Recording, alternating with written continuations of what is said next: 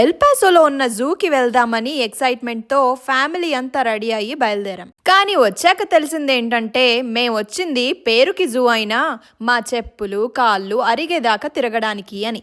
బాగైందా? ప్రతిదానికి over expression. పిల్లలు జూకి వెళ్దామన్నప్పుడే అనుకున్నాను, రోజు ఇంట్లో చూసే కోతులే కదా, మళ్ళీ కొత్తగా ఏముంటాయి అక్కడ అని. అంటే మేము వెళ్ళిన టైం బాలేదు, వెదర్ అంతకన్నా సపోర్ట్ చేయలేదు.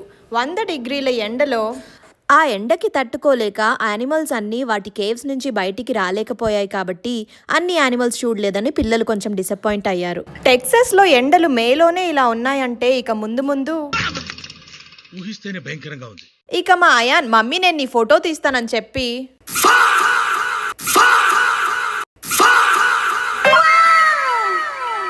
ఎంతైనా మన ఇండియాలో ఉన్న నెహ్రూ జూ మిస్ అవుతున్నాను. చిన్నప్పుడెప్పుడో వెళ్ళాను.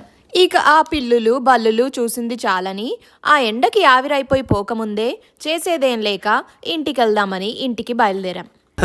సరే తరలే, ఎన్నెన్నో అనుకుంటా. మొత్తానికి ఈ రోజు మా ఎల్ పాసో జూ అవుటింగ్ అయితే డిజాస్టర్ అయింది. ఇంకోసారి ఎల్ పాసోలో జూ అంటే మాత్రం